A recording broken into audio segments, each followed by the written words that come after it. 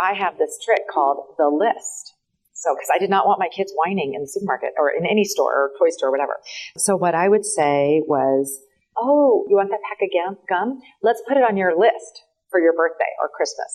And they'd be like, okay. So what my kids would do in the market line or as we're walking down the aisle of Target is, Mom, can I have my list? And they take it out of my purse and put the thing on their list. And it's interesting because they were being heard. I want this toy. Oh my gosh, I really want this Lego thing. It's so cool. Oh, okay, great. Let's put it on your list. So I didn't have to do the no, and they whine. And, we didn't have to go through that because they knew that I never got them a thing in the store. As they got older, I got a little more flexible, but it was really, that to me was a great learning lesson.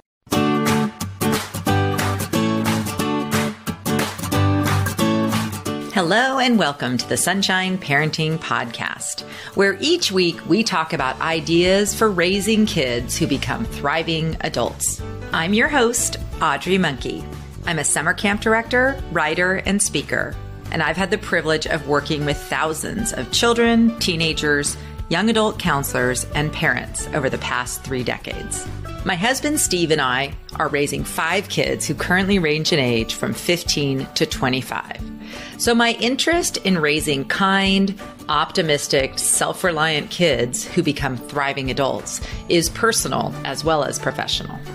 I spent the first week of October with some amazing educators and parents from the Wayne Highlands School District in northeastern Pennsylvania. I had the opportunity to do a workshop with about 50 or 60 teachers talking about creating a positive and connected school culture. I also had the opportunity to do a really fun conversation with the superintendent of Wayne Highlands School District, Greg Frigoletto, with parents in an evening parenting workshop. I talked with them about 3 of the biggest concepts from my book, Happy Campers. And then we went into a Parent Challenges Q&A. There were some really great questions that the parents at the workshop asked.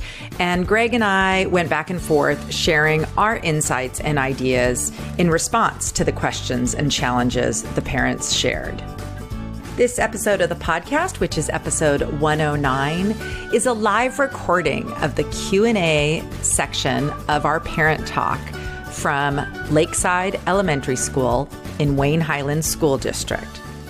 So on behalf of Wayne Highlands School District, for those of you that don't know who I am, my name is Greg Frigoletto. I'm the superintendent of the district. And we are really thrilled that you're here tonight, and we are equally as thrilled that we have a wonderful author, Audrey Monkey, here with us tonight, who is going to talk to us about something that I think all of us that are here tonight would agree is possibly the most difficult thing that you've ever done. And I'm assuming, just by a show of hands, how many of you are actually parents that are here? So the good start to that is that you care, right? You care enough to come out tonight to hear from Audrey ways that maybe you could be a better parent and ways that you could do better in maybe having your kids grow up to be thriving. And as I said to our teacher audience at the end of the day, we had about 50 to 60 teachers here right at the end of the day today to hear from Audrey. And I shared with them what I think is a great truth. And the truth is, parenting is the hardest thing that I've ever done. And I don't know if there's anything that you could come up with that's more important. And even those of us that are very fortunate and we're blessed in our lives and we have great things to offer to our kids, on some nights, and this is my time to shed a light on a real truth, if you were to have a camera like you see in the back of the room here, in my living room, and witness my wife and I parenting, you would think he's not fit to be superintendent, he's not fit to be a parent, and you should call children youth. But the truth is, I think all of our households on some nights are like that. And the truth is that it's really hard to be a parent. And when you're, choosing to pick and choose battles, and you're trying to be a good parent, and you're trying to make good decisions, oftentimes, saying no and making those hard decisions turns into what might seem like very negative nights in your house. And I think some of what we hope you have as takeaway from this experience is that it doesn't have to be that.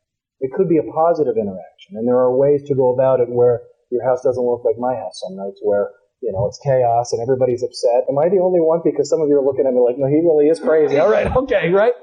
So it really is true, right? What I'm talking about, it's not foreign to you. It is hard. So we are very thrilled that you're here and to have Audrey. Audrey is, as I said earlier, to the first group, first and foremost, because it is always the most important thing. She's a mom, and she'll tell you more about all that. And she's a parent and a wife, and she does a lot of other things that she'll share with you. She's from California, so she's come a long way to be with us. And she's written a really great book that all of you are going to be leaving with, because we're going to give you a copy on your way out, just because we think it's that important that you learn the lessons that are in it and the skills and the little nuggets of ideas as takeaway. So we're excited to be able to do that. So we're excited to be here, and we're going to go through, about an hour or so of talk that you're going to hopefully be contributing with, and we'll love to hear your insight, and we'll love to hear Audrey's insight. So at this point, Audrey. Thank you, Greg. Well, I'm so excited to be with you tonight. I'd like to start with us all taking one nice, long, deep breath or two. I purposely left up I think it's up there, the calm down strategies, something I left up there from the teachers. I had a great afternoon with some of the teachers from your district, and boy, what an amazing blessing it is for you to be in a school and a district that cares about much more than just your kids' test scores. They are really all about the whole child, and their teachers who were here this afternoon were just phenomenal. So I am really excited just to talk to you tonight. The subtitle of my book is 9 Summer Camp Secrets for Raising Kids Who Become Thriving Adults. But what I really like the subtitle of my talk to be is All I Really Needed to Know About Parenting I Learned at Summer Camp. I don't know if you remember those books, All I Really Needed to Learn, I Learned at Kindergarten. They were great books and still very true today. That sometimes we overcomplicate things regardless of where we are, and especially parenting seems to be one of those places that I think we've kind of overcomplicated it in recent years. And so what I like to serve as is just a reminder, first of all, that you're doing great. If you're even here tonight, I will tell you right now that we could put a camera in your living room, and probably about at least 70% of the time it would be pretty darn good over there. So just so you know, you're doing great just the way you are. And the fact that you would come out on a weeknight to learn a little bit more about your kids and maybe little tweaks that you can make at home to just make it a little happier and more connected is just awesome. So I love just the whole thought that whatever it is that we think about, we do not have to be fixed in what we think about, whether it's our kids and their behavior or ourselves as parents. So to me, a growth mindset is just remembering that we can all do little things to get better, and so can our kids. And I think as a parent, sometimes it's the really simple, small things that do make a big difference. So I want you all to have a growth mindset. You don't need to be the same parent today that you are in a week or in a year, and you have to keep evolving anyway because your kids change and you have a new kid and they're different than the last one and need different things. So just having that growth mindset and always being open to thinking about little things that you can do, I think is really important. I also am not a perfect parent. And same thing in my family. My story that I always think about is, I've studied a lot of psychology, so I know that kids need at least 5 positive messages for every one critical one or feedback one. So there have been so many days with my 2 youngest are boys, teenage and middle school boys in my house where I'd wake up saying, I'm going to say positive things. I'm just going to say positive things all morning. We're going to have this really pleasant morning before school starts, and it's just going to be so lovely, and they're going to feel valued and encouraged. And then by the time they're out the door to school, I'm like, thank goodness they're gone. I cannot believe how much I just had to nag them about everything, the backpack and this and that and the other. So I was like, gosh, I really wasn't the parent that I wanted to be in that moment. So I think just being aware, though, is the first step. Realizing, okay, that's a little area for improvement there. And so I want us all to just be really honest tonight. I don't know if Greg advertised it as such, but one of my favorite things to do, I have a website where I post a lot of just sort of insights and things that I've learned at summer camp about how to relate to kids, how to make sure they feel connected, how to handle different behavioral issues as they come up. And in 2016, I started a podcast, and it's become my favorite thing. And so a couple of the parent talks that I've done have actually been podcast episodes, and this is one of them.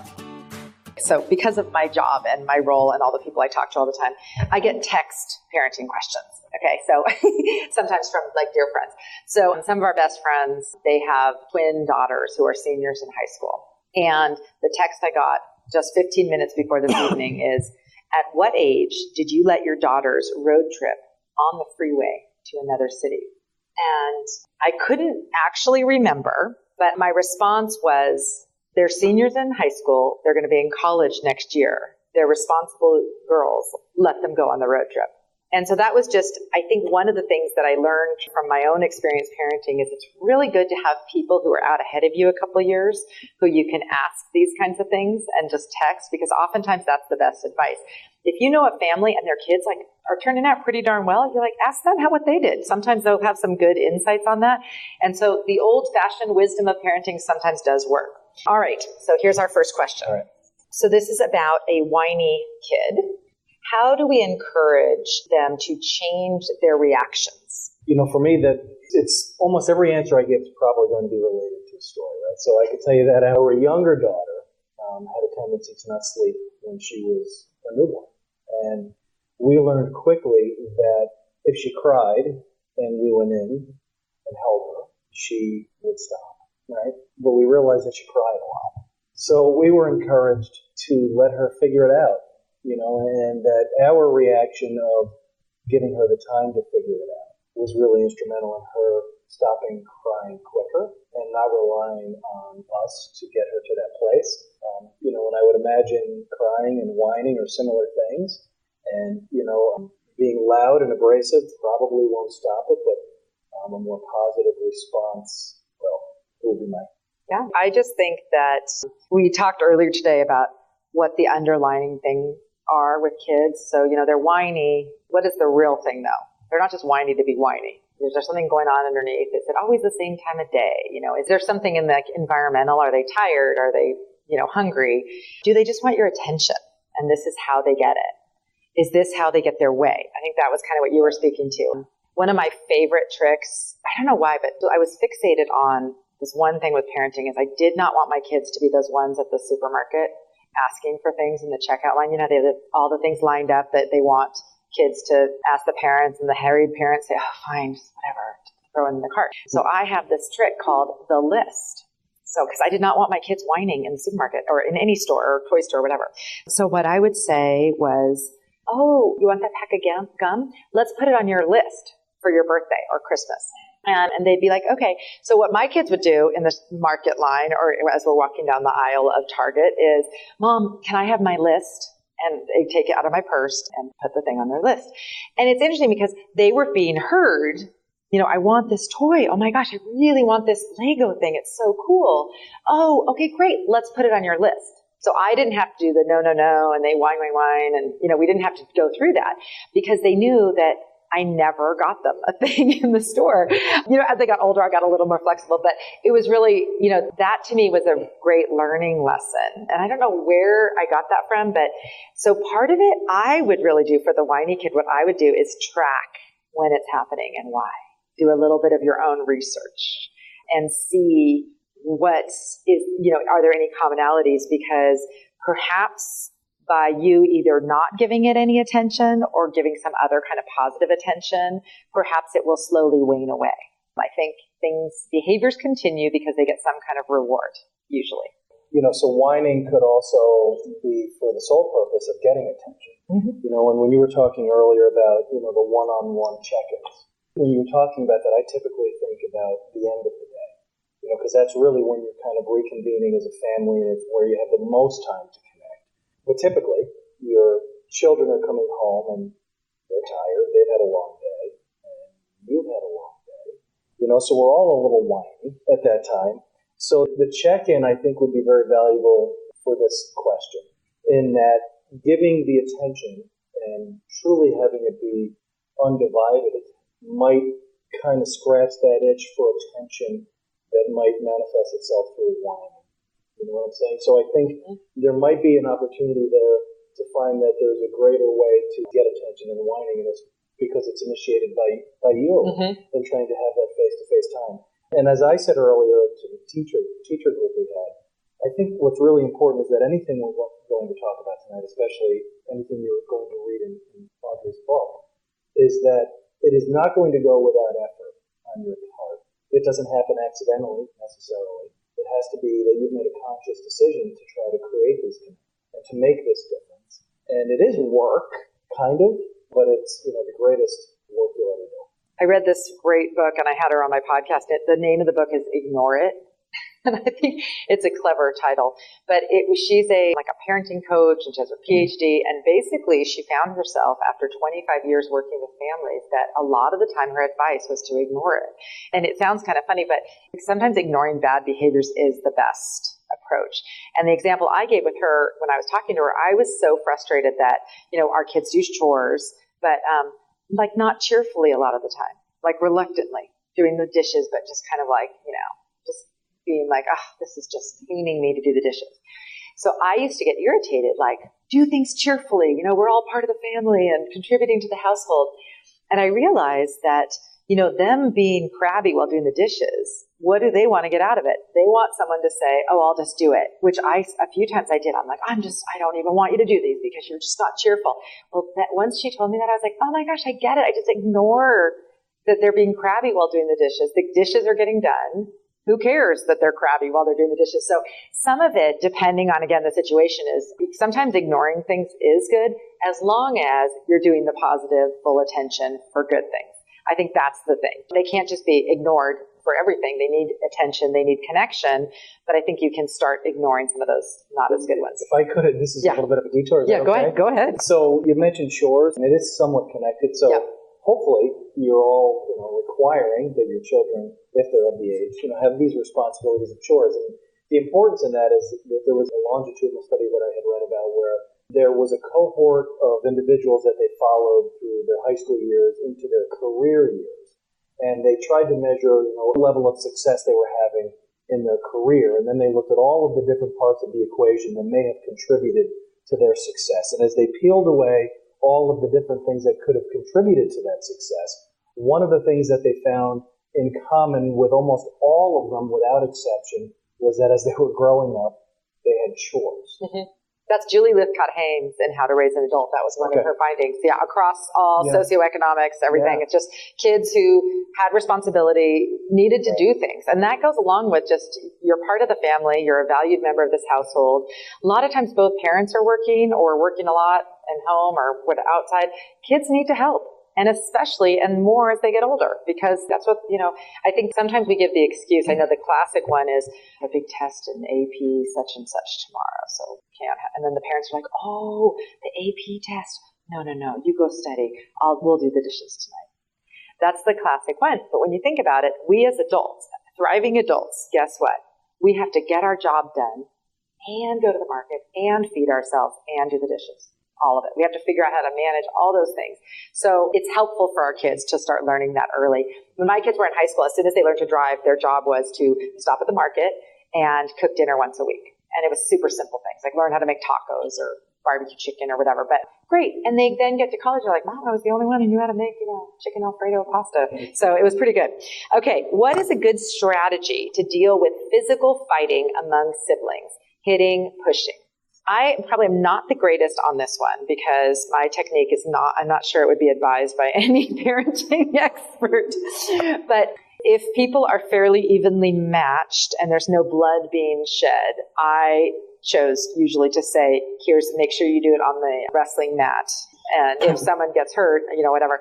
But I had 3 daughters who didn't do this. And then I had 2 sons who just weren't big fighters. So I have not dealt with really bad. And I do think it's not okay when there's a power differential or one's way bigger than the other one.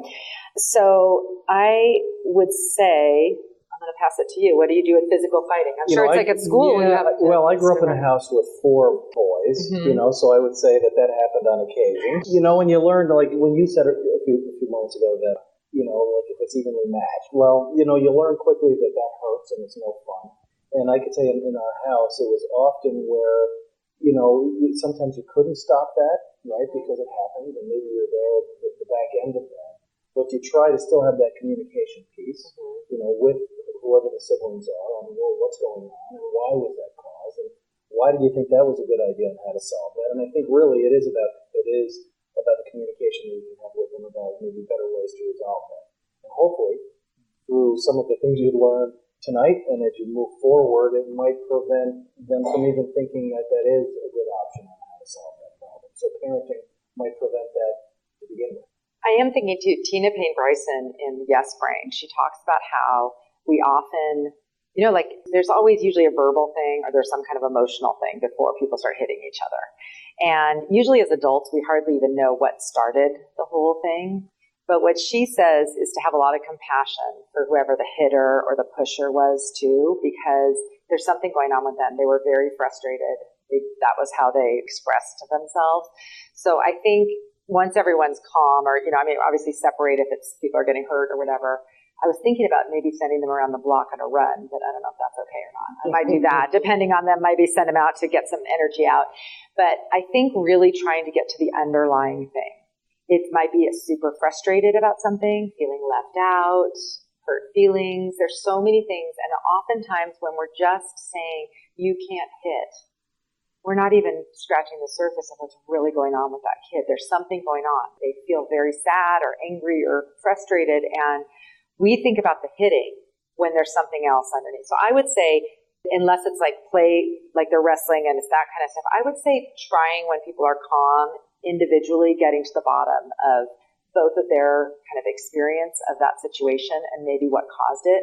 I think that's what I would do with my kids only because I think it's not just about the hitting and the pushing. I think it's about something else that is going on that causes that. Ooh, this looks like a good one. At dinner tonight, my husband announced to our 4-year-old son, watching you eat is one of the worst things. And I heartily agree. It's so aggravating to nag him to eat every single bite. He takes so much longer than the rest of the family to eat. How can we be more chill at meal times? Well, why does he need to eat every single bite? I guess that's my first question. He's probably not that hungry. I don't know. A wonderful pediatrician told me once she'll eat when she's hungry. And, we kind of lived by that for a while. And there were some mornings where she was really hungry. And when you're talking about eating, there are a lot of psychological effects and impacts possibly by overemphasizing. Not enough, too much. So it is one of those things where I've learned that they'll eat when they're hungry, and the more attention that you place on it, sometimes you have negative consequences. Well, and I would say 4-year-old too, like their stomach is like the size or, it's like really small. And honestly, my husband, he's like a big paleo nutrition guy. I'm not as much, but he feeds me a lot now. He makes my dinner, so I get to eat pretty healthily. But he just says one of the big problems is all the snacking that everyone does all the time. And I think when you think about a small child and how small their stomach is and how maybe they had almost like a home meal after school because they were really hungry at that time, that it might just be that dinner is just not their time. For our kids, I think I just let them eat what they were hungry for. They couldn't have something else.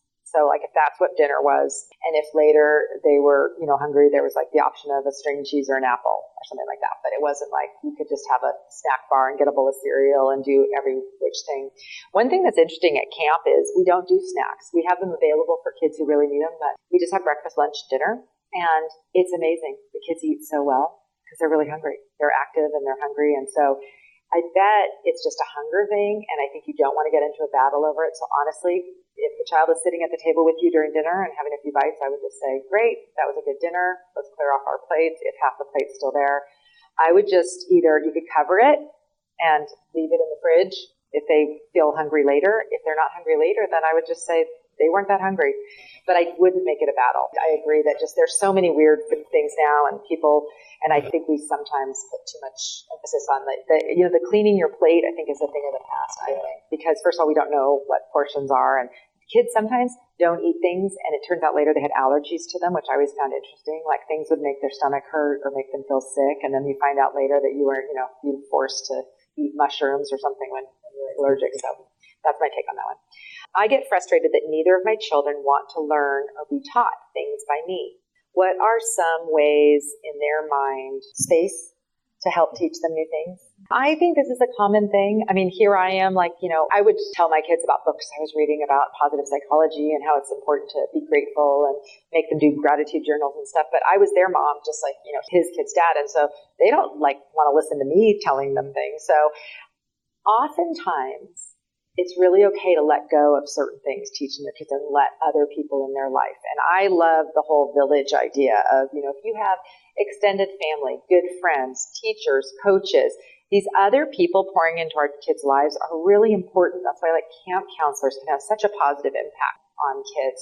So I think, when your kids are very young, you teach them and they listen to you and, oh my gosh, it's so great. They really hang on your every word and everything. And it's a really great feeling, but that passes. They get older and they realize that you're human and they want to learn things from other people too. So I would say if your children are going through a phase where they don't want to learn something from you, be more surreptitious about it. Maybe have someone else do it, or maybe your parenting partner or someone else. But I wouldn't take it personally because, again, it's not really probably about you. It's more about them and their identity. And there's a time when kids get to an age where all they want is to figure out who they are. And it's kind of a painful process. If you have a 13 or 14-year-old, I don't know how old this person is in this, but when your kids get to be 13 or 14, sometimes a very talkative, connected kid will suddenly kind of shut down and not want to talk to you and spend a lot of time in their room. And you're thinking, oh my gosh, is this a terrible thing?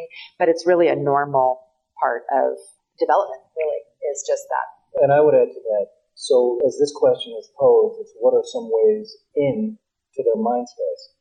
And I'm not sure exactly what the things are that you're trying to teach that the child isn't really interested in, but what you could do is spend some time, again, it's to try to connect where you're really exploring with your child what his or her interests are, right? And, back when we were kids, you'd find a topic and you'd be at the library and your parents would know that you love dinosaurs or you love whatever it might be. And once you find what those things are, well, then I think as a parent, you really go above and beyond to try to connect that child to that interest. And that's an in, right? It's not the things necessarily that you think they should be interested in. It's the things that they're just naturally interested in. You have to find what those things are. I'm sure there are lessons that you'd like to teach that you still have to teach regardless. But if it's topical or something that you're trying to find, that's a great way to connect with your kid. What they're interested in is what matters most, not necessarily what you're interested in. I agree. Just any way in. If you could find an activity that you like to do together that will last is really good. It could be anything. Sometimes, it could be fishing. It could be sailing. It could be reading a book that you both read and have book club, or going shopping, or whatever. Any activity that is your thing with them, I think is really cool if you could keep that up even as they get older, because they'll still want to do that likely with you. So I think our older daughter, very early we knew she loved Winnie the Pooh books. I don't know how many there are, but I'm sure we read every one of them, because once we knew she loved them, it's the way we ended our night on a lot of nights, because something she liked, not necessarily what I liked. So this one, sometimes my children's first response is to scream and shout about very small daily tasks and transitions. How can we make those transitions more smooth? Again, this is one of those underlying things. Is it that they have, are they tired, or is there something else going on? I really like routines, and I think kids really like structure. I have a whole chapter in the book about structure, and I think part of what gets people upset, adults too, we usually don't scream and shout, but we get frustrated, is when either we feel rushed, we don't have enough time to finish something, we just can't, we don't have time to reframe. In fact, I was talking earlier about how teenagers, when, or even preteens and teens, when you say, okay, it's time for dinner, and, you think, you're not listening the first time I asked you to do something. And if you time it, they need a couple minutes. It's maybe 2 minutes on your clock. So one of the things that you might want to do is, if it's time, we do this a lot at camp, give them lots of warning time. We're leaving in 20 minutes for school. Is there anything that you need to do between now and then? Give them their own little list to check off if they like to be a self-starter and do it themselves. I think transitions, oftentimes it's just being very much the same every day, keeping the routine and giving lots of warning and kind of the opportunity for them to be self-starters. And I would say too, you only have to go to school in your pajamas once to get dressed on time the next day. I think the school would understand, and this is the thing too, why Are you, if the thing is about their hair being brushed or something they're wearing or whatever, at that point, really, what's the lesson here? If you want your child to, the natural consequences of getting to first grade and having your hair not brushed probably would be much better than you trying to, respond to their screaming and yelling or whatever it might be. So I would say fewer reminders and more just routine, and just maybe when everyone's calm, if you have a rough morning, like maybe later that day, say, hey, this morning there's a lot of screaming and shouting. So tomorrow, here's the list of things that need to be done. I'll be in the car ready to go. See you there. I'm smiling because earlier Audrey had shared with us that yelling doesn't work, right?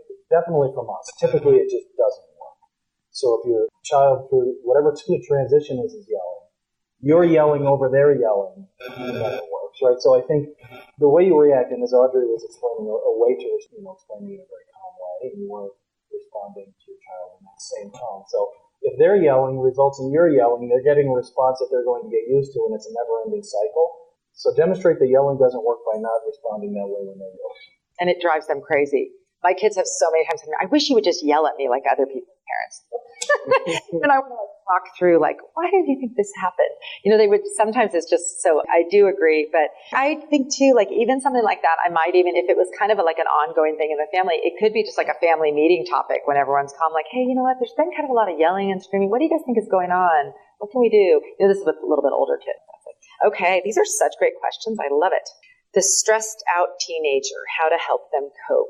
Well, we're in a stressed out world, so they need to learn the same things that a lot of adults are needing to learn too. And I think that a lot of it comes down to sort of their internal and external expectations and really thinking through with them what are prioritizing, almost like this thing that we were just doing earlier. What's important to them? What are their priorities? Do they have too many things they're trying to do? I think sometimes they don't want to give up something because they think it's really important to us, but maybe this club or the sport or the certain class or whatever maybe isn't a good fit for them, and there's not enough time for them to really enjoy the things that they already have. So I would do kind of an inventory with them of, well, what's stressing you out the most? What are the biggest stressors right now? What are things that could help you with this? I mean, there are physiological things that kids need. Oftentimes just sleep alone. We switched schools for my youngest son just because of the schedule, because we had the ability to let him go to a new school that started later. He is like a brand new person. Probably gets almost 2 hours more of sleep per night. And he is so much more pleasant and fun to be around. And it was just because of sleep. So I think there are some kind of environmental things, but what can we do at home to make home this sanctuary of calm so that they do have one place to go that's where they don't feel stressed out. And maybe you light some candles and you have good smells and you kind of have some times at least at home that make it a sanctuary for them from kind of the world. And I would say, just having my own children and being in the position I'm in, seeing kids from kindergarten through 12th grade, a lot of what I think they would claim as a stressor is directly related to the social aspect of their lives. Right? Oftentimes it's because they're being rushed from dance to this sport to homework, and that is truly overwhelming for a lot of kids. But social is a lot of it. So what I think is really important and a great takeaway from what you can learn through this experience is that the value of a relationship and a connection that you can have with your kids will assist them through that very trying time of their social years and social life when it is difficult. We've all heard of FOMO, fear of missing out, right? Kids are connected, so that they know what's going on when they're not out there doing those things, and they're constantly worried about what they're missing and what they're not invited to. And to have you as parents to be able to rely on to talk through this is a great asset. Minus you, there is a great struggle that they might not be able to overcome or have somebody to talk to it about. So I would say, in a stressed world, and it is for kids and a lot of it's social, you being there for them and having them know that you are is really important. And I think also having those conversations about what you value and prioritize for them to make sure they know, because sometimes kids don't know. You think they know that, to you, for example, it's more important to you that they're healthy and get a really good night's sleep than that they get 100% on their chemistry test. Or it's more important to you that they're honest and have integrity than if they get a good grade in a test. Because, we have a lot of cheating and kids doing things because they think that what's most important is the grade, when you ask their parents, the parents would much rather they be an honest person. But the kids don't know this. There's a disconnect sometimes between what the kids think you expect of them and what they actually do expect of them. So I think that's part of it. And the kids who are most anxious tend to be the ones who put the most pressure on themselves oftentimes. And so, I had one of my own kids who, sixth grade spelling tests were just like, she was so stressed. I was like, oh my gosh, how are we going to make it through life? She's doing fine now, by the way. But I told her, she's always a very good student, and she always got 100% on her spelling test. And I said, if you get a B on a spelling test, you're going to have a cake to celebrate, because that will be the day that you realize that the world does not end when you get a B in a class. So there's that kid of mine. I have the other kind too, that is like really doesn't care that much about grades and is actually just really more about the fun and very relaxed. I have this total chill kid and I have a more anxious one. So kids are different, but I would say if you have a child that's anxious, just know that you can help be a calming factor by, being humorous about stuff, letting them know that all of these things that might seem so important aren't. If you share one of your stories of failure or something that you thought was going to be the end of the world that turned out okay, and you retook the class or whatever it was, reassuring to them, like, oh, you turned out okay, and you still had these same kind of, worries and issues that I had. So I think a lot of it is just letting them know that you're there for them, and those connection times, like you said. Yeah, a great question for me, from either of my daughters, whether it's texted to me or they call me to ask me or they ask me literally, it's, Dad, can I talk to you? I love that question. Of course you can. What's up? And then, that's a good place to be in, right? And your kids should know that they could ask you that, and that you're going to be all ears and you're going to listen and get through it with them. And unfortunately with teenagers, it's always late at night when you're so tired. You're like on your way to bed and then they suddenly want to talk. And since it's just that golden moment that happens every once in a while, you got to just like, but that is one of the things when they get to that age, like whatever their moments are, just let them talk. If they're ready to talk, just be there for them, because it won't be all the time every day like it used to be. The other thing I heard about was being like a houseplant. You're just kind of there, but you don't have to just be, what's going on in that. But if you're just kind of there in the same room, occasionally something will pop out of them and they'll tell a story or something. So I think it would be really hard and it's not fun. And if you ask a teenager right now, it's just not a fun time. They are under a lot of pressure. And so again, I think anything we can do to make it calmer at home and they can feel assured in our relationship with them is super helpful. All right, final question that we have up here. What are some tips for encouraging my teenage daughter to not focus on gossip and unimportant stuff in school? So I have always been at camp, things that we try to do is be pro things, not against things. So when you are thinking about like your daughter having sort of like she's connecting with people over kind of a way that a lot of women do as well, adult women, which is over like talking about other people, common intimacy it's called, like where you're both talking about the same person, so you think that makes you closer. I think focusing on the positive aspects of friendship. We do a thing at camp with our oldest girls. We go through Brene Brown's BRAVING acronym about the anatomy of trust, what makes a good friend, how you know someone is trustworthy. And one of the things is actually the vault, which is a really good friend who's trustworthy. If you tell them something, you know that they're not going to say anything about it to someone else. And the way you know someone is trustworthy is they don't tell you about other people either. And once someone is telling you about things, they're not as trustworthy as a friend. So I would more focus on, with my own daughter, talking about, who are your really, really good friends, those friends that stand by you through thick and thin and who you really can trust. And what is it about them? And focus more on developing and building her up as a good friend. I love the way of talking to children to say, I know you're really kind and you want to be a really good friend and you have been such a good, trustworthy friend. So I know gossiping is really not you. So like identify them as their best self. You're such a trustworthy, good friend. And so I know this gossiping that you're doing doesn't seem like you. What's going on? Where's that coming from? So I think instead of telling them not to do things, it's more like helping them identify with their best self and focusing on who they want, their best self, who they want to be. But it's a thing. It's going on in school. And if you can focus on finding those few good people, good friends for your kids, that's just amazing for them. There's so much focus on being popular, when that often comes with not very good of friends, whereas really we all know that you just need a couple of good friends is what we want for our kids, I would think. And I would say, like, to throw a positive at that example, so I've had my own kids who might come home and say that they've heard so-and-so say whatever. And I'll often say to my kids, well, the good news is that you recognize that that's really not good, right? So they're not engaged in it in a way where they're promoting it or they're involved in it. They're recognizing by telling me that it's out there, that they're building, that it's really something they're uncomfortable with. So I love to let them know that I'm glad you recognize that. Just like, everybody's afraid of the school bus and what my kids might hear on the school bus. Well, I'm sure they do hear things they shouldn't. But whenever my kids in the past have said to me that I heard something on the school bus, well, it's a good sign to me that they're reporting it to me as something they heard that they knew wasn't good. And so that's a good start.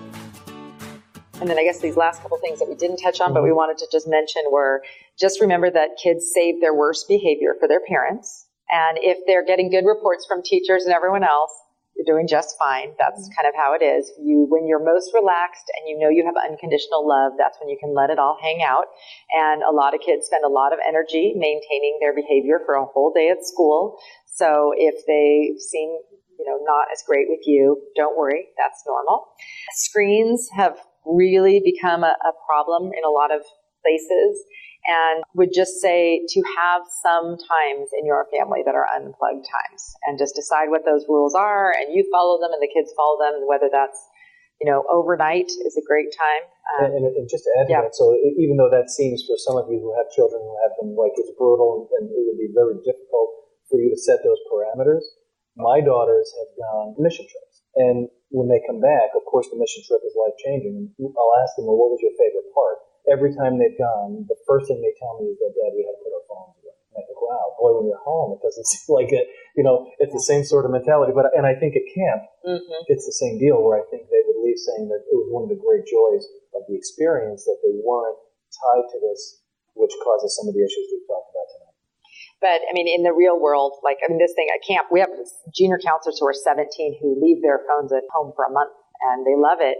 But they're with other friends who are also off their phones. So that's the thing. It is the way that everyone connects with their friends and everything. So you can't just say, don't ever be on a phone, because it is a way you connect and find people and get together with friends. But they're definitely, we all need to learn. We're very distracted. So we all need to learn tools, and adults as well. It's not just a kid issue. So I think having just that conversation and just deciding when in your family, meals, out at restaurants, family dinner, bedtime, what are the times that you're unplugged? The other thing that we talked about is it's really important to have very clear expectations and decide what your rules are regarding alcohol, drugs, whatever your topics are, just real conversations, not just about rules, but about your values and why you do or don't want them doing things. Because sometimes kids don't really hear the message because we haven't really taken the time to let them know, why we're concerned about something. And so that's that whole fear thing where we don't give them the freedom to be themselves and to go out and do things because we're worried about things they might do wrong. But we need to have the real conversations with them so that we can feel confident that they will be able to problem solve, that they will be able to make their own good decisions. If we don't give them that opportunity, they never get a chance to try it out. And so I think that's also kind of an important thing. And the other thing, and I guess this is a good place to end, is, when was the last time you did something that you enjoyed so much that you got lost track of time, whether it's like a hobby or something? I think a lot of times as adults, we get so caught up in parenting and work and life and all this stuff, and we don't really have that much fun. And we give our kids a really bad example of what a thriving adult looks like. So I think one of the best ways that you can raise kids who become thriving adults is showing them what that looks like. So making sure that you spend time with your friends, that those hobbies that you haven't had time to do, you figure out a way to do them a little bit each week. That offers your kids a great model of what it looks like to be a thriving adult instead of just kind of a harried making it through the day. You can see why some kids don't want to grow up, because if we don't make it look fun, sometimes it's not that fun. So I would say that it just that's a great thing, that just to empower you to have fun, be yourself, do your things you love. And they might be different from what your kids like, but that's a great example you can give them. And, I know that it's a challenging time, and every year brings different things, but, use your community and your friends and have a sense of humor about all of it, and just remember that lots of people have gone through it, and kids are very resilient. And so I'm just looking forward to hearing from any of you. If you try any of the things that we talked about tonight, I'd love to get an email from you. My email, I think or their website's in the back of the book. And I have some cards too, if you'd like to talk more. Thanks for coming. Yeah, thanks for coming.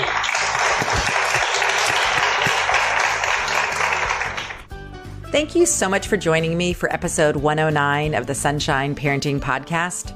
For a summary of Greg and my conversation, as well as resources and links related to the questions and topics we discussed, visit my website at sunshine-parenting.com and search for episode 109. If you'd like to receive my weekly email with links to the most recent podcast episode and other resources that I've found helpful, text the word HAPPY to 345-345. It really makes my day to hear from podcast listeners. If you'd like to get in touch with me directly with your questions, comments, or feedback, you can reach me at audrey@sunshine-parenting.com. I'm grateful to be on this journey with you, raising a generation of kids who become thriving adults. This podcast is a proud member of Parents on Demand, a network of high-quality shows for families just like yours. Download our free network app on Apple and Android and listen to your favorite episodes on the go.